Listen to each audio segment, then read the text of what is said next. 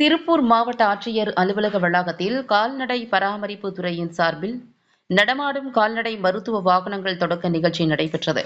இந்நிகழ்ச்சியில் செய்தித்துறை அமைச்சர் சாமிநாதன் பங்கேற்று 7 நடமாடும் கால்நடை மருத்துவ வாகனங்களை தொடங்கி வைத்தார். இந்நிகழ்ச்சிக்கு மாவட்ட ஆட்சியர் கிறிஸ்துராஜ் தலைமை வகித்தார். மாநகராட்சி மேயர் தினேஷ்குமார் முன்னிலை வகித்தார். இந்த வாகனங்கள் மூலம் தொலைதூர கிராமங்களில் உள்ள கால்நடைகளுக்கு சிகிச்சை அளிக்கப்படும் என அமைச்சர் தெரிவித்தார்.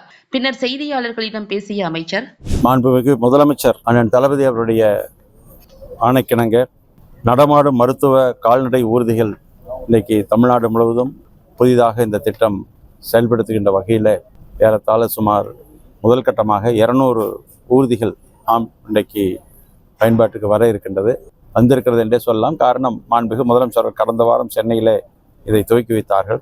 அந்த வகையில் நம்முடைய திருப்பூர் மாவட்டத்திற்கு முதல் கட்டமாக 7 வாகனம் வந்திருக்கின்றது. இதில் உதவி மருத்துவர் ஒருவரும், அதற்கு அடுத்தபடியாக அவருக்கு உதவியாக 2 இன்றைக்கு இதில் பயணம் செய்வார்கள். காலை 8 மணி முதல் மதியம் 2 மணி வரை கிராமப்புறத்திற்கு, குறிப்பாக அங்கே வாகன வசதிகள் இல்லாத இடங்களில், இன்னும் சொல்லப்போனால் மருந்தகங்கள்லாம் இல்லாத இடங்களில் இது கால்நடை வளர்ப்போருக்கு நிச்சயமாக இது பயன்படும். அங்கே போய் மருத்துவ வசதி அளிப்பார்கள். அந்த வகையில் இந்த 7 வாகனம் இன்றைக்கு பயன்பாட்டுக்கு வந்திருக்கின்றது.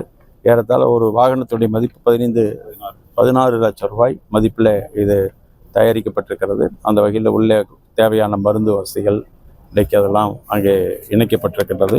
அந்த வகையில் திருப்பூருக்கு 2 ஊர்திகள் என்கிற வகையிலும், தாராபுரத்திற்கு 3 ஊர்தி, உடுமலைப்பேட்டை பகுதிக்கு 3 ஊர்தியும் இன்றைக்கு வழங்கப்பட்டிருக்கின்றது. அந்த வகையில் நம்முடைய இன்னும் வாகனங்கள் வர இருக்கின்றது. அடுத்த கட்டமாக இது கிராமப்புறத்தில் நம்முடைய விவசாயிகளுக்கு, குறிப்பாக கால்நடை வளர்ப்போருக்கு இது உதவியாக இருக்கும். எனவே கால்நடை செல்வங்களை பாதுகாப்பதற்கு இது ஒரு நல்வாய்ப்பாக நம்முடைய மாண்புமிகு முதலமைச்சருடைய சிறப்பு திட்டங்கள் ஒன்றாக இது செயல்படுத்தப்படுகிறது. எனவே அந்த வகையில் இது பொதுமக்கள் மத்தியில், கால்நடை வளர்ப்போர் மத்தியில் நல்ல வரவேற்பையும் பெற்றிருக்கின்றோம். தினந்தோறும் ஊடகங்களில் வரணும், அதுக்காக இருக்கிறவங்க மேலே பழியை போட்டு, இருக்கிறவங்க மேலே புகாரை கிளப்பி விட்டு, இருக்கிறவர்கிட்ட சண்டை போடுறதுக்கு அந்த வாய்ப்பை பயன்படுத்துகிறாரு. ஒரு காலம் அது போன்ற சூழ்நிலை வராது. முழுக்க முழுக்க மாண்புமிகு முதலமைச்சர், கழக தலைவர் மாண்புமிகு அண்ணன் தளபதி அவருடைய தலைமையில் கழகம் கட்டுப்பாடோடு வீரநடை போட்டு கொண்டிருக்கிறார். அது ஒன்றும் இல்லை, அதுக்கு எந்த ஒரு சிக்கலும் இல்லை. மிக சிறப்பாக சுமூகமாக சென்று கொண்டிருக்கிறது. அவருடைய உதயகுமாருடைய, குறிப்பாக அதிமுகவுடைய பகல் கனவு பலிக்காது. தொழிற்சாலையும் வெளி மாநிலத்துக்கு செல்லவில்லை. இன்னும் சொல்லப்போனால் வெளி மாநிலத்துக்கு சென்ற தொழிற்சாலைகள் தான், வெளிநாட்டுக்கு சென்ற தொழிற்சாலைகள் தான் இப்பொழுது தமிழ்நாட்டை நோக்கி வந்து கொண்டிருக்கிறது. ஒரு சட்ட ஒழுங்கெல்லாம் பாதுகாப்பாக இருக்கக்கூடிய இன்றைக்கு ஒரு சிறந்த மாநிலம். அது மட்டுமல்ல, அரசால் பல்வேறு உதவிகளை தொழில் முனைவோர்களுக்கு ஊக்கப்படுத்தக்கூடிய வகையில் உதவி செய்யக்கூடிய ஒரு நம்ம மாநிலம் தமிழ்நாடு. அந்த அளவில் எந்தெந்த தொழிற்சாலைகள் இன்றைக்கு MOU சைன் பண்ணி இன்றைக்கு எந்த அளவுக்கு அதெல்லாம் துவக்கப்பட்டிருக்கு என்பது மாண்புமிகு முதலமைச்சர் அவர்கள் வெளிநாடு செல்கிற பொழுது விமான நிலையத்தில் தெளிவாக படித்திருக்கின்றார். அது அறிக்கையாக பத்திரிகையில் வந்திருக்கிறது, விளக்கமாக வந்திருக்கிறது, தொலைக்காட்சி ஊடகங்கள் வந்திருக்கிறது.